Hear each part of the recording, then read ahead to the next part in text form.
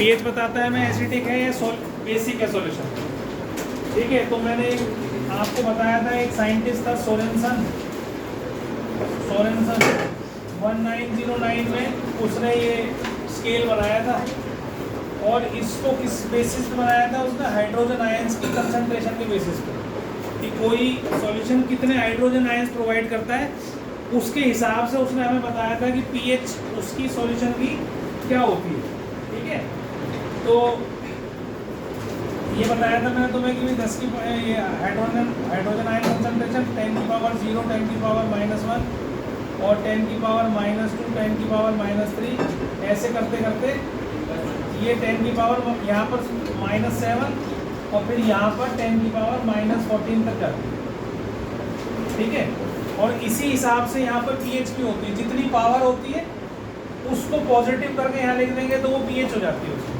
10 की पावर 14 है तो यहाँ 40, 10 की पावर 0 तो यहाँ 0। तो ये जो पावर होती है, वैसे फॉर्मूला उसका इसका क्या होता है? Minus log of H ion concentration. ये एक्चुअल में फॉर्मूला होता है इसका, होता तो ये है log of 1/h plus ion concentration, ये पीएच का फॉर्मूला होता है, लेकिन इस फॉर्मूले से बनता है। अब आप ऐसे समझो कि अगर हाइड्रोजन आयन कंसंट्रेशन में है 10 की पावर -14 लिख लूँ ऐसे, तो ये प्रॉपर्टी होती है लॉग की। ये लॉग अभी अब आगे क्लास में पढ़ोगे, बी लॉग है, ये नंबर आगे आ जाता है ऐसे। तो ये 14 आगे आगे इससे मल्टीप्लाई हो जाएगी तो +14 हो जाएगी, तो पीएच हमारी क्या होती है?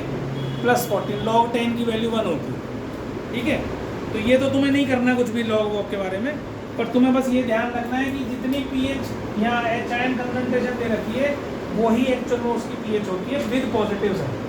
और इससे छोटा अगर हम करें 4, 3, 2, 1, 0, ये हो गया 8, 9, 10, 11, 12, 13 और ये 40। ये पीएच जो है ये न्यूट्रल बताई थी मैंने आपको। जैसे न्यूट्रल अगर पीएच 7 होती है तो न्यूट्रल इधर की तरफ जितने बढ़ते जाते हैं एसिडिक नेचर जो है वो इंक्रीज हो जाता है, एसिडिक नेचर इंक्रीजेस। और इधर की तरफ बढ़ते जाते हैं तो बेसिक नेचर इंक्रीजेस। ठीक है, ये चीज आपको ध्यान रखनी है। एसिडिक नेचर और बेसिक नेचर दोनों न्यूट्रल से दूर जाने पर बढ़ता है। इधर जाएंगे लेफ्ट साइड पे तो एसिडिक नेचर हो जाएगा, इधर जाएंगे तो बेसिक नेचर हो जाएगा। और जितना स्ट्रॉन्ग एसिड नुकसान करता है उतना ही स्ट्रॉन्ग बेस भी उतना ही नुकसान करता है। हमें अगर ने पढ़ लिया था कि both are corrosive in nature. ठीक है, अब आ जाते हैं आगे, ये तो हमने कर लिया था।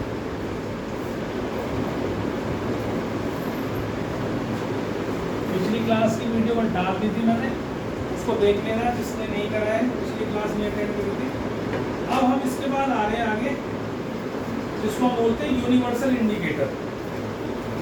यूनिवर्सल इंडिकेटर क्या होता है? एक तो हमने नेचुरल इंडिकेटर पढ़े थे कुछ, और कुछ सिंथेटिक इंडिकेटर पढ़े थे। 3 कॉमन इंडिकेटर पढ़े थे हमने। एक पढ़ा था हमने लिटमस, एक पढ़ा था हमने मिथाइल ऑरेंज, एक पढ़ा था हमने फिनोल्फिथलीन। 3 पढ़े थे, है ना? वो तो अलग अलग थे।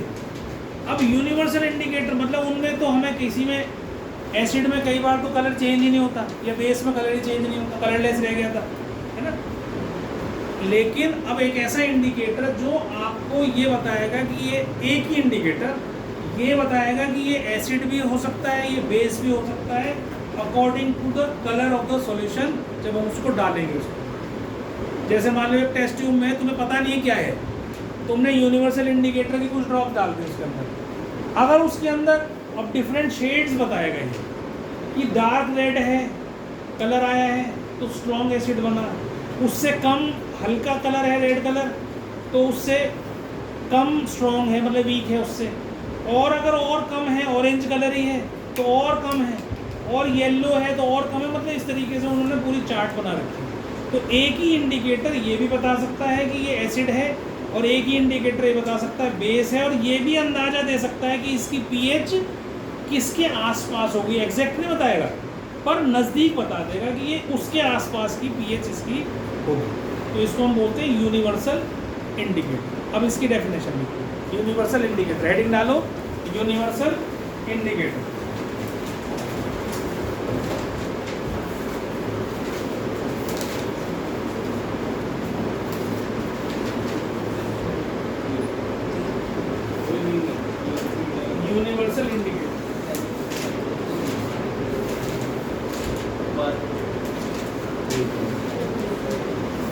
लिखो,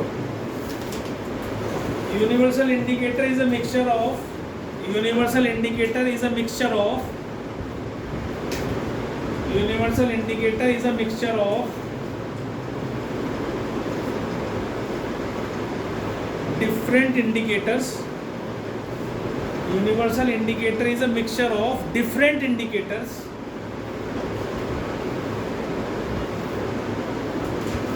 which gives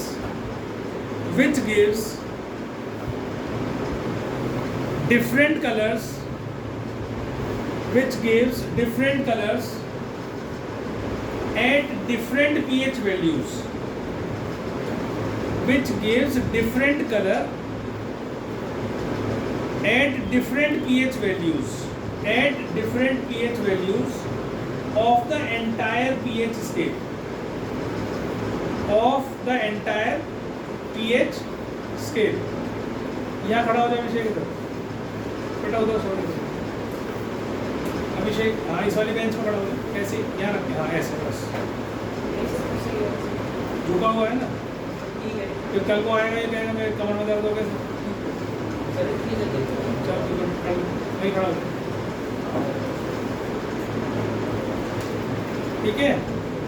तो यूनिवर्सल इंडिकेटर क्या है? It is a mixture of different indicators जो अलग अलग पीएच वैल्यू पर अलग अलग कलर देता है, ठीक है। इसका मैं एक वो बनवा रहा हूँ तुम्हें, क्या, एक चार्ट, तो तुम्हें वो याद नहीं करना और तुम्हें उससे अंदाजा लग जाएगा कि किस उस पे पीएच पर इंडिकेटर क्या कलर देता है, ये एक आइडिया हो जाएगा तुम्हें, ठीक है। लिखना चाहो तो लिख सकते हो, कोई वो नहीं है। पीएच यहाँ डालो और यहाँ डालो कलर,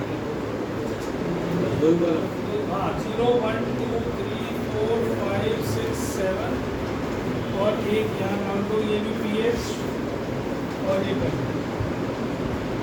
8 9 10 11 12 13 14, ये डार्क रेड, फिर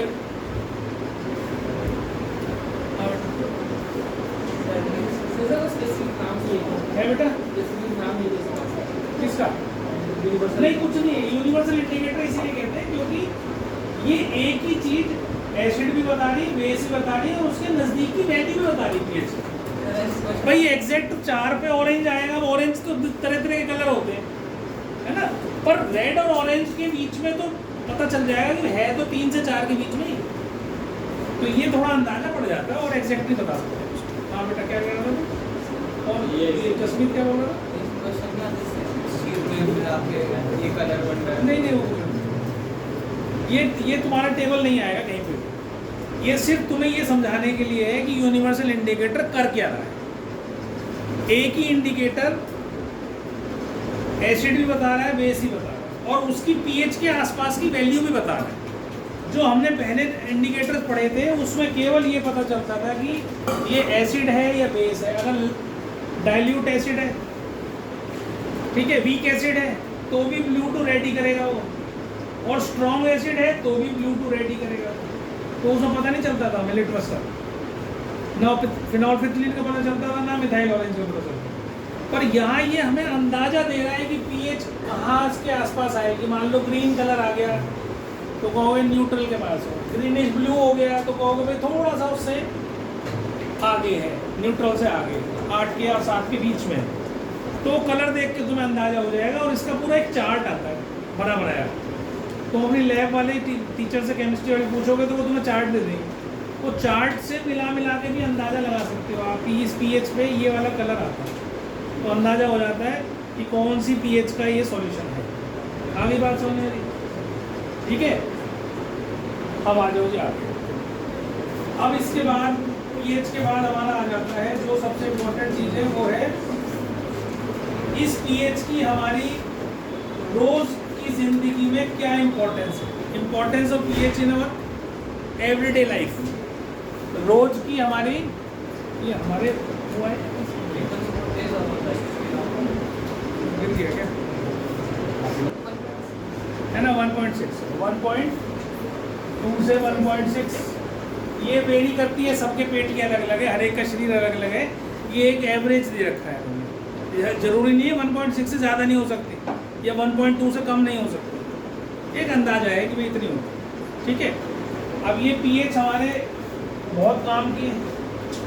अगर ये पीएच ना हो तो डाइजेशन प्रोसेस ख़राब हो जाता है ना। अगर इतनी पीएच ना रह जाए एसिड की, हमारे पेट के पीएच की इतनी एसिड ना रह जाए पीएच की वैल्यू, तो हमारा डाइजेशन सिस्टम नुकसान होता है उसमें। क्यों होता है नुकसान? क्या करती है एसिड, क्या करता है निष्ठा बताइए। एसिड क्या करता है बेटा? What is the role of acid in stomach?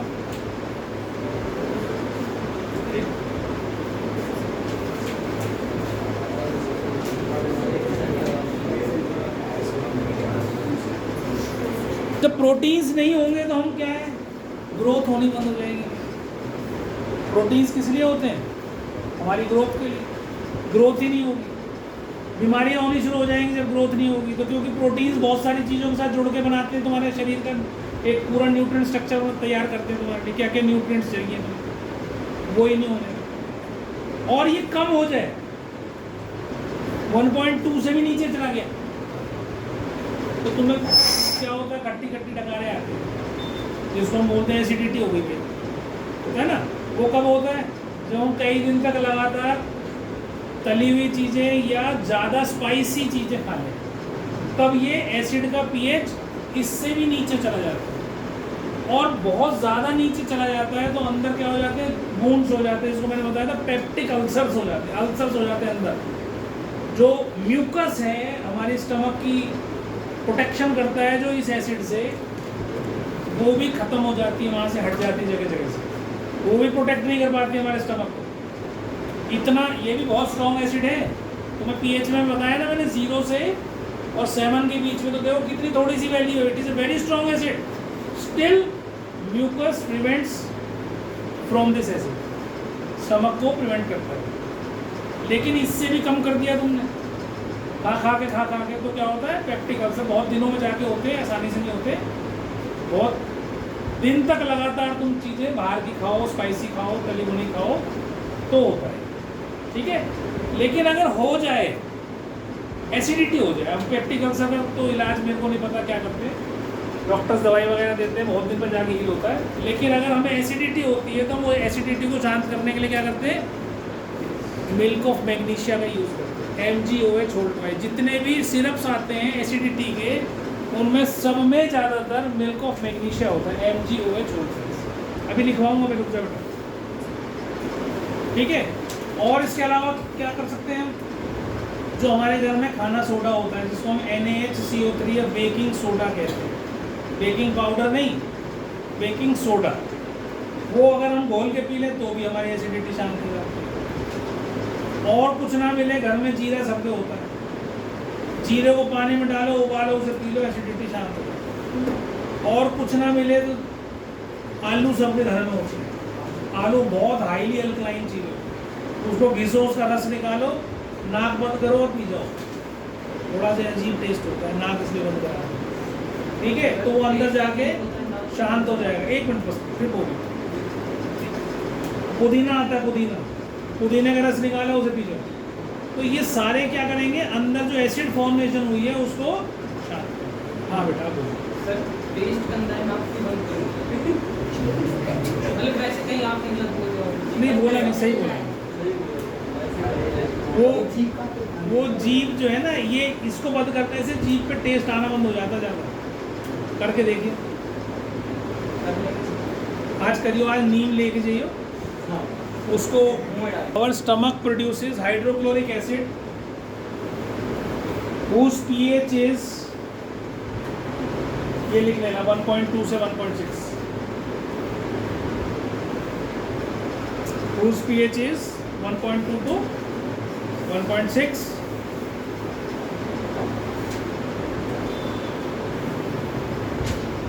Report. Hydrochloric acid helps in digesting our food. Hydrochloric acid helps in digesting our food without harming the stomach. Without harming the stomach.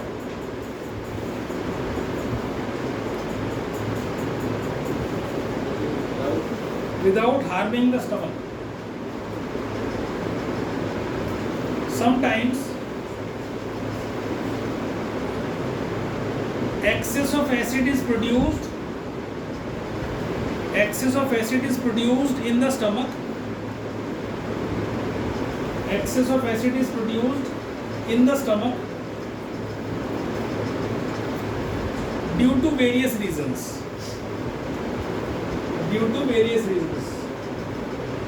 और various reasons में बहुत बड़ा reason जो है antibiotics का भी होता है।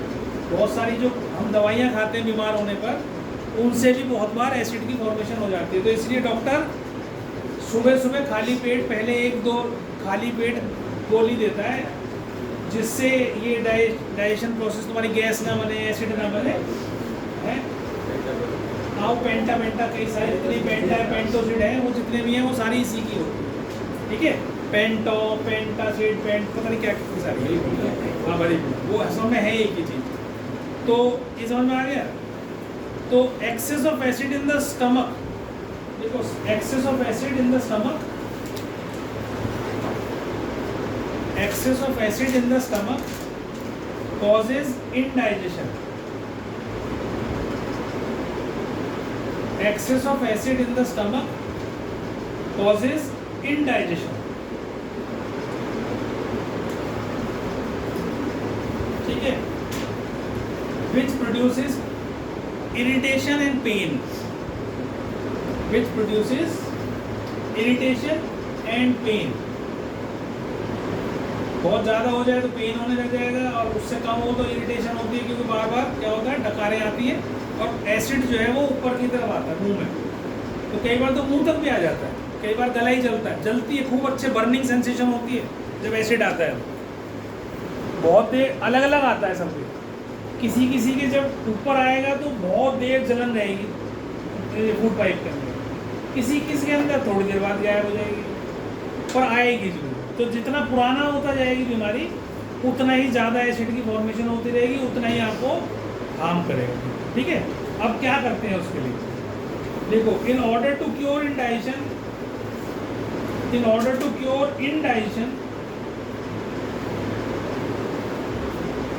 we can take, in order to cure indigestion, we can take bases called antacids, antacids, ANTACIDS, antacids। Anti का मतलब क्या होता है, विरोधी, जो एसिड का विरोधी हो, एंटासिड्स। तो बेस ही होते हैं एसिड के विरोधी, क्योंकि एसिड के अंदर अगर हम बेस डालते हैं तो वो सॉल्ट बना देता है, न्यूट्रलाइज कर देता है, तो एसिड गायब, ठीक है। तो उसमें एक एग्जांपल लिख सकते हो, लिखो मैग्नीशियम हाइड्रोक्साइड और milk of magnesia, magnesium hydroxide और milk of magnesia and sodium hydrogen carbonate या sodium bicarbonate, sodium hydrogen carbonate या उसका नाम क्या है, sodium bicarbonate, are the 2 most common antacids. दोबारा बोलूं, मिल्क ऑफ मैग्नीशिया या मैग्नीशियम हाइड्रोक्साइड। मैग्नीशियम हाइड्रोक्साइड उसका केमिकल नेम है, कॉमन नेम क्या है, मिल्क ऑफ मैग्नीशियम, ठीक है। और दूसरा क्या बोला मैंने, सोडियम बाइकार्बोनेट या sodium hydrogen carbonate are the 2 most common antacids, सबसे ज़्यादा यूज होने वाले एंटासिड्स हैं, ठीक है। तो ये हमारे पीएच जो है हमारे डाइजेस्टिव सिस्टम में बहुत पार्ट प्ले करती है। मतलब इसकी स्टमक की पीएच बिगड़ जाए तो इंडाइजेशन हो जाता है, ठीक है। नंबर 2 पे आ जाओ, लिखो अगला टॉपिक, लिखो pH change as the pH change as the cause of tooth decay, pH change as the cause of tooth decay, ठीक है। अब क्या होता है, हमारे मुंह की पीएच अल्कलाइन होती है, हमारा मुंह, है ना, क्योंकि हमारे शरीर में सबसे ज़्यादा अल्कलाइन चीज़ क्या है? सलाइवा। सलाइवरी अमाइलेज नहीं, सलाइवा। सलाइवा जो है बहुत अल्कलाइन होता है। हमारे शरीर में दिन में 1.5 से 2 लीटर सलाइवा प्रोड्यूस करता है हमारा मुंह जो है रोज। ठीक है, उसको हम अंदर लेते रहते हैं, बार बार अंदर निकल जाते हैं, तो हमारा जो अंदर का सिस्टम है वो उसकी पीएच बढ़ने नहीं पाती ज़्यादा, ठीक रहता। और हमारा ब्लड जो है वो भी लगभग बहुत थोड़ा सा अल्कलाइन होता है। पर अगर वो बहुत थोड़ा सा एसिडिक हो जाए तो हमारा शरीर में कैंसर हो जाता है। तो हमारा ब्लड एसिडिक नहीं होना चाहिए, ठीक है। तो उसके लिए क्या होना चाहिए कि सलाइवा हमें अंदर लेते रहना चाहिए। तो जो लोग, मैंने आपको पहले ही बताया था, जो लोग पान खाते हैं और बाहर उसको थूकते हैं, या गुटखा खाते हैं या तंबाकू खाते हैं, जो बार बार उसको थूकते रहते हैं, वो सलाइवा अपना वेस्ट कर देते हैं दिन में बहुत सारा, और उनको ज़्यादातर माउथ कैंसर हो जाता है बहुत ज़्यादा। तो तुम देखोगे उसके ऊपर जो पाउच आते हैं या जो भी कुछ आता है उस पर गंदा सा कैंसर का फोटो बना के वो रखते हैं कि भाई इसके खाने से आपको कैंसर हो सकता है। तंबाकू पे भी होता है। तो उसका कारण क्या है? उसका कारण ये है कि आपने अपने ब्लड को एसिडिक बना लिया उसे थूक थूक के बाद। अंदर लेने, सलाइवा अंदर जाना चाहिए तुमने उसको, और फिर तुम्हारा खाना पीना भी ऐसा नहीं है कि वो उसको अब खा भी तुम पराठे रहे हो, तुम तली हुई चीज़ें खा रहे हो, स्पाइसी चीज़ें खा रहे हो, तो उससे क्या होता है और एसिडिक हो जाता है। तो धीरे धीरे क्या होता है, हमारा ब्लड एसिडिक होना शुरू हो जाता है। और ब्लड फिर इसीलिए पता नहीं चलता इसमें, आदमी सोचता है कि मैं तो कुछ खा ही नहीं रहा, और तू खा नहीं रहा यही गड़बड़ है, वो तू भूख रहा है बाहर, ये बहुत बड़ा कारण है। तो बहुत लोगों को कैंसर जो है ना वो बिल्कुल लास्ट स्टेज में पता चलता है।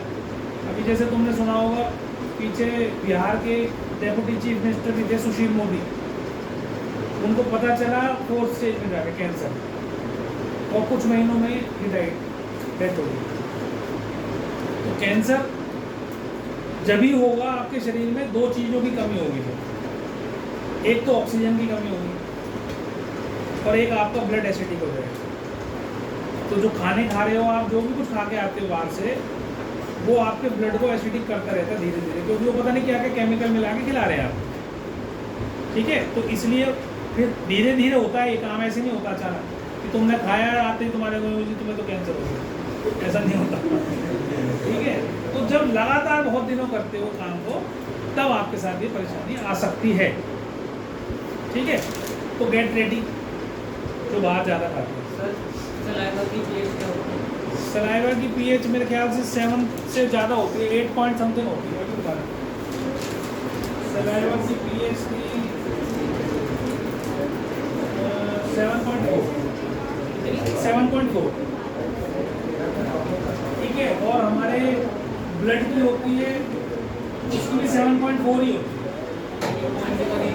और खाने के बाद देखो, सुनो मेरी बात, बच्चों बात करो, खाने के बाद जो हम खाना खाते हैं तो हमारा सलाइवा की पीएच थोड़ी देर के लिए 5.8 हो जाती है। 7.4 से 5.8, मतलब कि जो हम खाना खा रहे हैं वो हमारे सलाइवा को एसिडिक कर देता है थोड़ी देर के लिए। फिर जब ज़्यादा बन जाता सलाइवा तो फिर नॉर्मल हो जाता है, ठीक है। तो 7.4 से 5.8 आ जाती है। अब हमारे जो माउथ की सलाइवा वो है पीएच, वो भी 7 के आसपास ही होती है, ऐसी होती है जैसे 7.4 के आसपास। लेकिन जब हम मीठा खाते हैं तो हम कहते हैं ना, मीठा खाएगा तो दांत खराब हो जाएगा, ऐसा बोलते हैं ना बच्चों को, बचपन से सुनते आए होगे तुम, बेटा ब्रश कर लेना दांतों में कीड़ा लग जाएगा, ऐसा बोलते हैं। क्यों लग जाएगा कीड़ा? कीड़ा नहीं होता कुछ भी, मैंने पहले ही बताई थी। क्या होता है कि जब हम किसी चीज़ को खाते हैं वो वहाँ चिपका रह जाए, जैसे टॉफ़ी खा ली चबा के, तो उसमें तो बहुत चिपचिपी शुगर होती है, वो चिपक जाती है, दांतों में निकलती नहीं, बहुत देर में जाकर निकलती है। और बच्चा हो छोटा तो उससे तो निकलती ही नहीं है।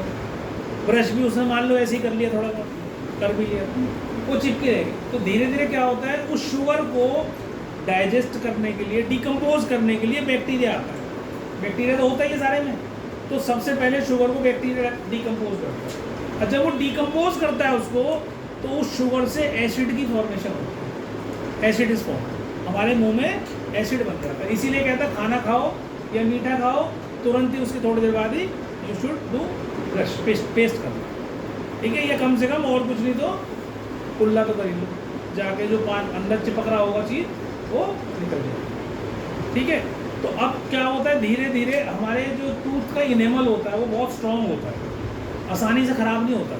लेकिन तुम उसको जमाए रखो, बंदे को साफ ना करो, दांतों के बीच में आपके सामान जमा हुआ है, आप उसे साफ नहीं कर रहे हो, ब्रश से निकाल ले रहे हो, ठीक है। एक फ्लॉसिंग भी करते हैं, धागे से भी निकालते हैं, आप फ्लॉस आता है तो उसको डाल के दांतों के बीच में जो फंस जाता है उसे निकाल देते हो, पर नहीं कर रहे तुम, मीठा फंस गया उसमें अंदर, तो धीरे धीरे क्या होता है, वो जो उसकी बाहर की लेयर है वो ख़राब होनी शुरू हो जाती है कुछ एसिड की बनने की वजह से, और दांत काला पड़ने लगता है। उसको हम कहते हैं, जब दांत काला पड़ जाता है हम कहते हैं कीड़ा लग गया। कीड़ा कोई नहीं होता उसके अंदर, है ना, सिर्फ एसिड कर रहा होता है। और वो धीरे धीरे जब एक बार उसकी ऊपर की इनेमल हट गई, जो प्लाक था उसको, सॉरी इनेमल था जो ऊपर का, वो हट गया, तो फिर वो अंदर अंदर अंदर अंदर जाता रहेगा, फिर और ख़राब होता रहेगा, वो दांत खराब होता है। या तो डॉक्टर के पास जाओ और उसकी फिलिंग विलिंग करवाओ, साफ़ सफाई करवा के, तो बचेगा वो, नहीं तो धीरे धीरे वो सारा खराब होगा, ठीक है। तो इसीलिए दिन में जब भी खाना खाना है उसके बाद ब्रश करना, ठीक है। ब्रश नहीं कर सकते, मंजन कर लो यार, वीको का मंजन आता है, या पाउडर वाले बहुत सारे मंजन आते हैं, उसे साफ कर लो दांतों अच्छे से। ब्रश जो है वो भी दांत खराब करते हैं, ब्रश जो है वो भी दांत खराब करता है। ज़्यादा रगड़ने से क्या होता है, मसूड़े निकल आते हैं, लूज हो जाते हैं। तो तुम मसूड़ों की मालिश करो अच्छे से मंजन से, कुछ नहीं मिलता, घर में नमक है, उसको छनवा लो कपड़े में अच्छे से, मोटा मोटा मत कर देना तो छील देगा सारे, उसको बहुत दर्द होएगा। तो बिल्कुल बारीक उसको कपड़े में छिनवा लो, पीस के, उसमें 2 ड्रॉप डालो सरसों का तेल और 1 चुटकी डालो हल्दी, उसे मुंह में कर लो अच्छे से, खूब अच्छे से। कभी जीवन में कीड़ा नहीं लगने का, जब कभी जीवन में दांत नहीं खराब होने, ऐसे ही रहेंगे। लापरवाही करते ही गड़बड़ होती है, जब लापरवाही करोगे जब भी दांत जाएंगे तुम्हारे। और देखो यही है जो हमें खाने का स्वाद देते हैं, है ना। या तो फिर ड्रिल करवा करवा के नए दांत करो, आजकल तो सिस्टम चल गया ना, वो उसमें क्या करते हैं, अंदर पेच कस देते हैं, हड्डी में पेच कस के उसके अंदर बोल्ट की तरह कस देते दांत।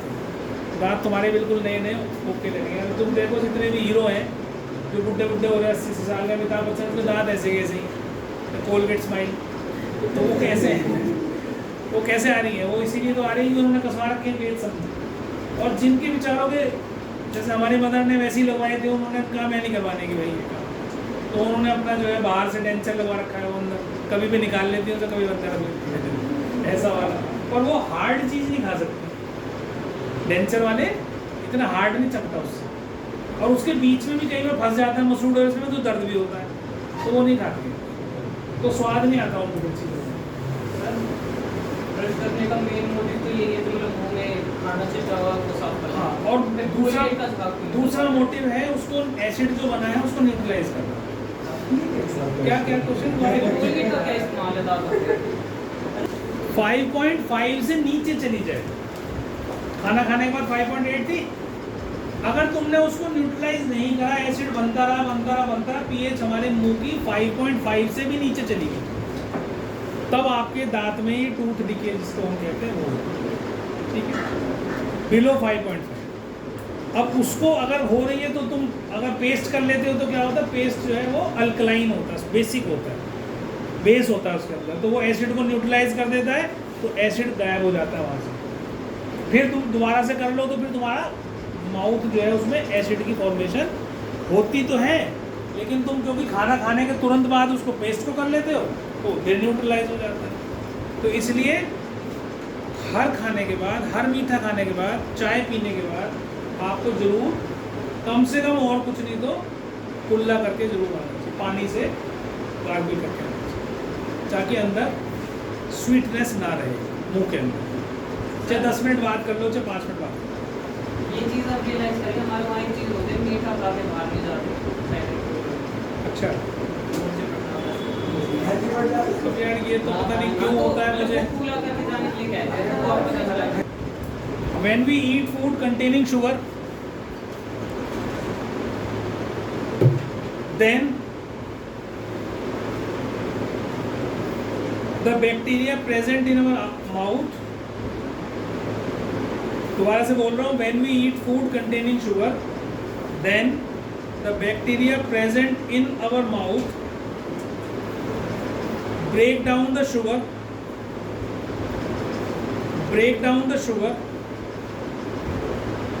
to form acids.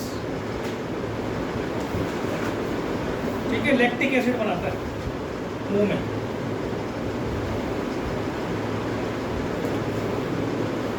ठीक है, this acid lowers the pH in the mouth. This acid lowers the pH of acid in the mouth. pH of acid, pH in the mouth. This acid lowers the pH in the mouth. Tooth decay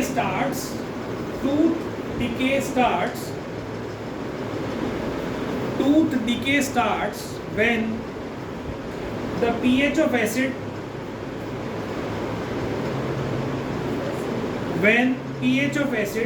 formed in the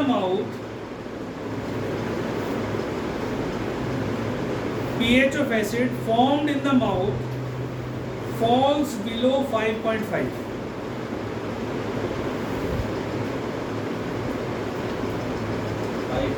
5.5 से नीचे आ जाए तो ये enamel को break कर देता है और ख़राब कर देता है.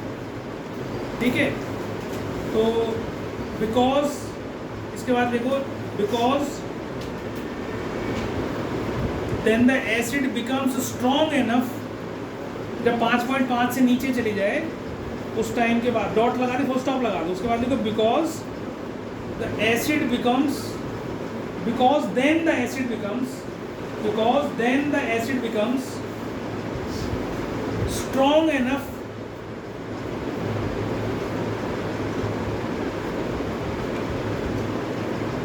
to attack the enamel of our teeth. Enamel बाहर लेयर होती है, बहुत स्ट्रॉन्ग लेयर होती है हमारी दांत के चारों तरफ, उसको भी खराब कर देता है जब 5.5 से नीचे चले जाए. Strong enough to attack the enamel of our teeth and corrode it. CORROD, corrode it, खराब करना, कोरोड करना. ठीक है,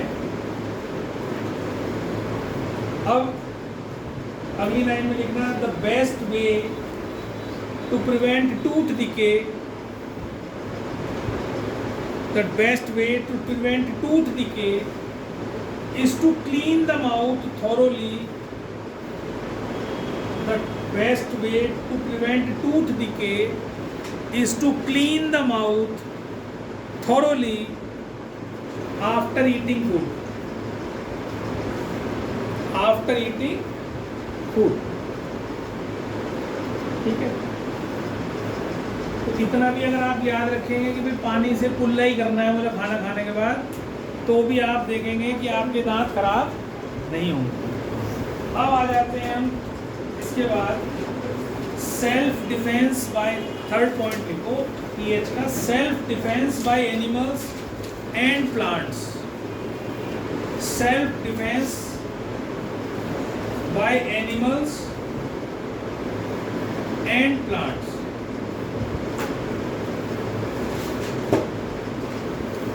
Chemical warfare,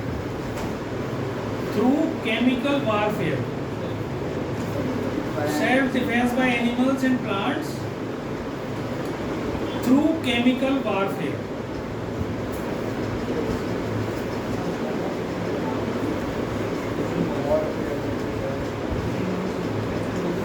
ठीक है, warfare.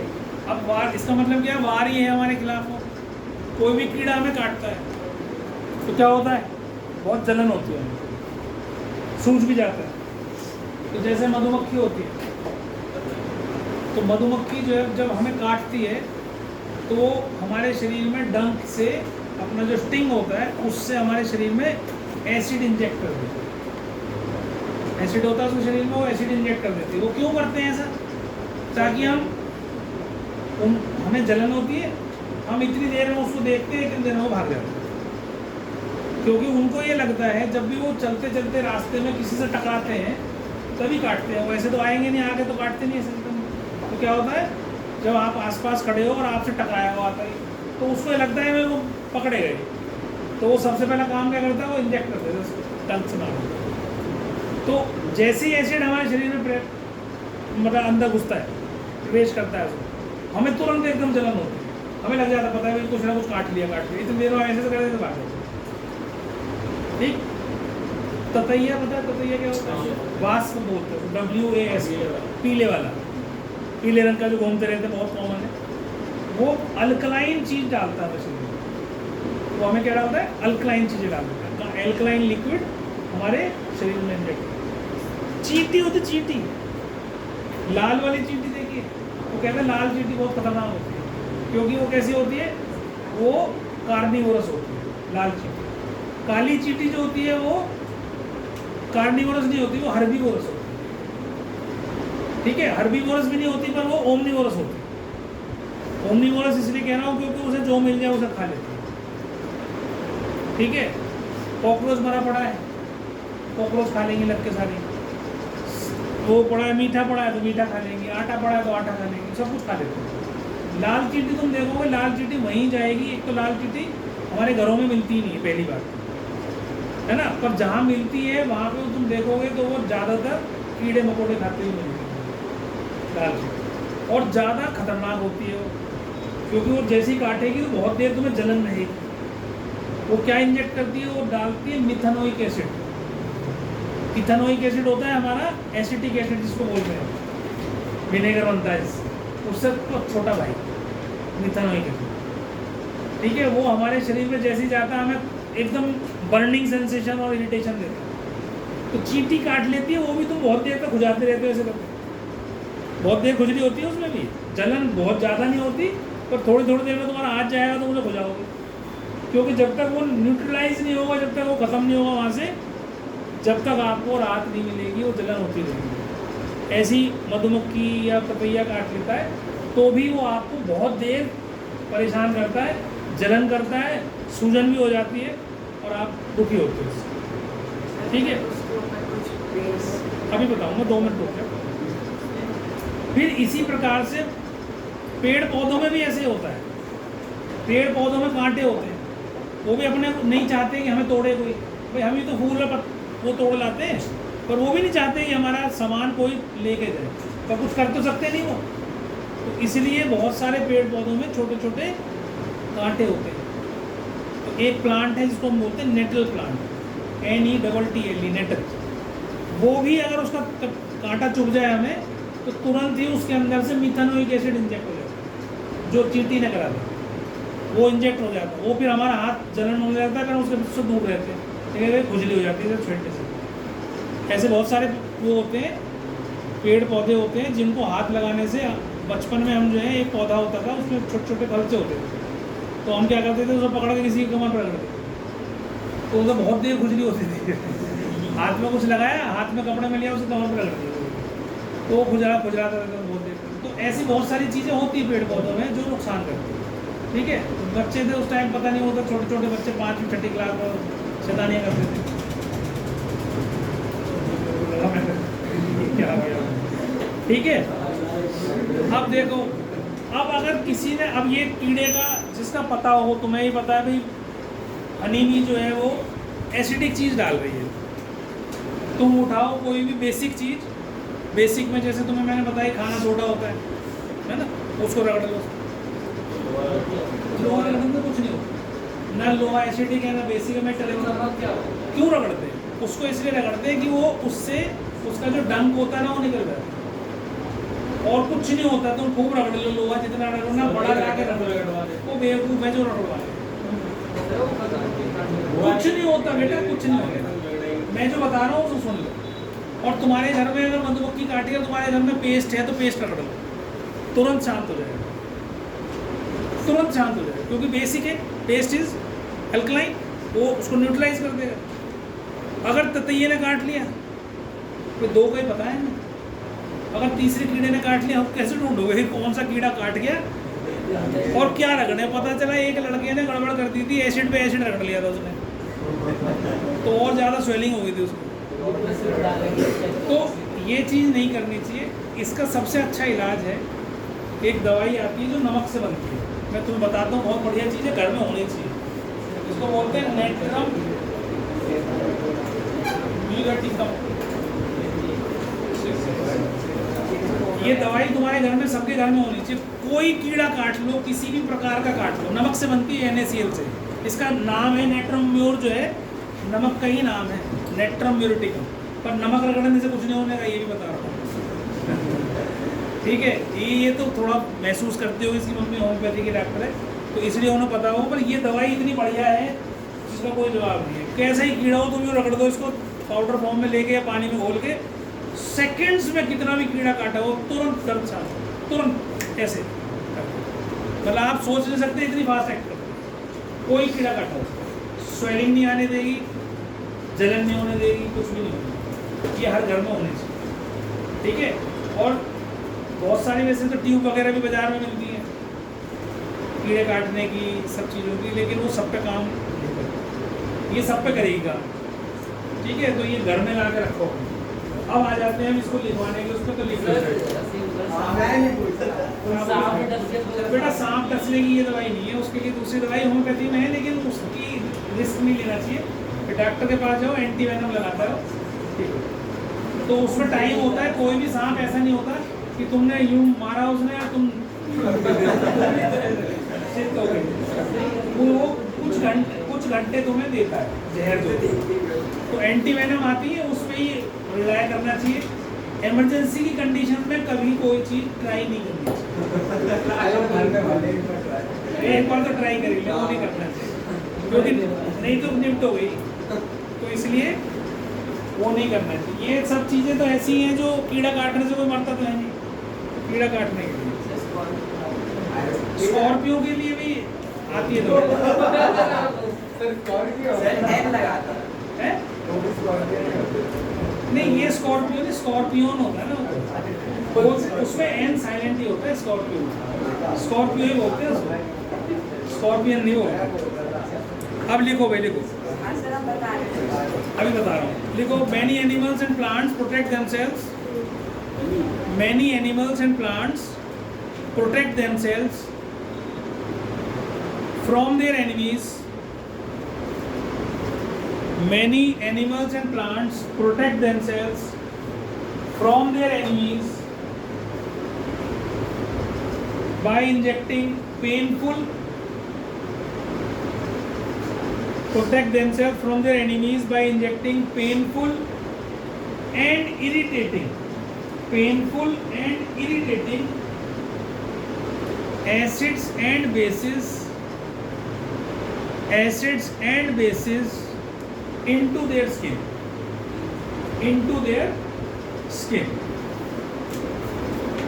ठीक है। For example honey bee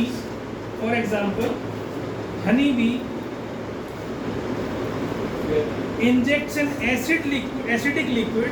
Honey bee injects an acidic liquid into the skin. Acidic liquid into the skin, which causes immense pain, IMMENCE, immense बहुत ज़्यादा, immense pain and irritation। ठीक है, देखो, when wasp, WASP, wasp, ततैया, stings, when wasp stings, it injects an alkaline liquid into the skin। ठीक है, तो घर में विनेगर होता है, ततई ने काट लिया, विनेगर लगा लो उस पर। ठीक है, तो विनेगर लगाने से alkaline liquid into the skin,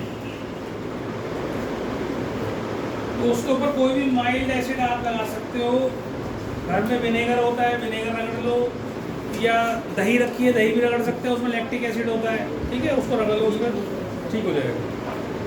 फिर उसके बाद आता है एंट स्टिंग, बेटा लिख लो, बात नहीं करो। Ant sting injects, ant sting injects, ants apostrophe S करके लगाना, ants sting injects methanoic acid, spelling है METHANOIC, मिथेनोइक एसिड, ठीक है। एसिटिक एसिड का छोटा भाई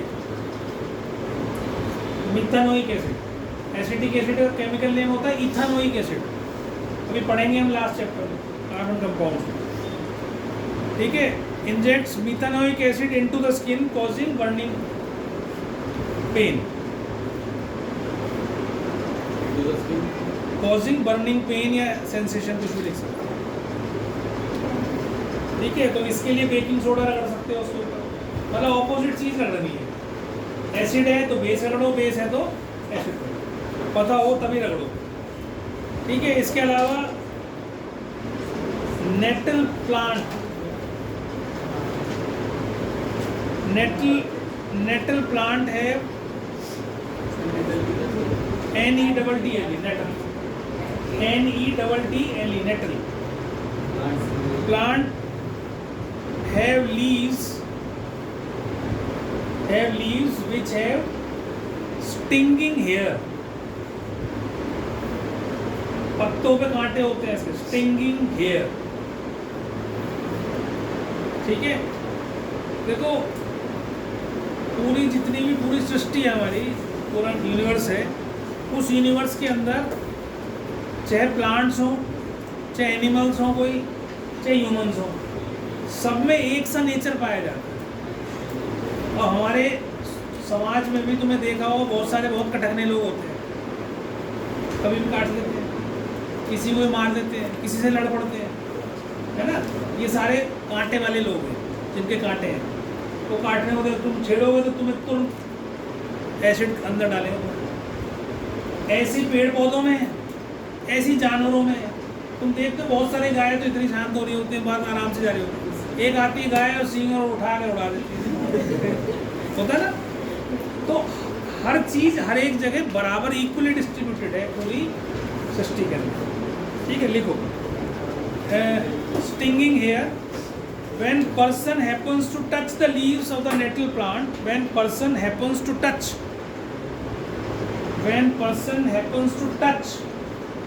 the leaves of the nettle plant, happens to touch the leaves of the nettle plant accidentally,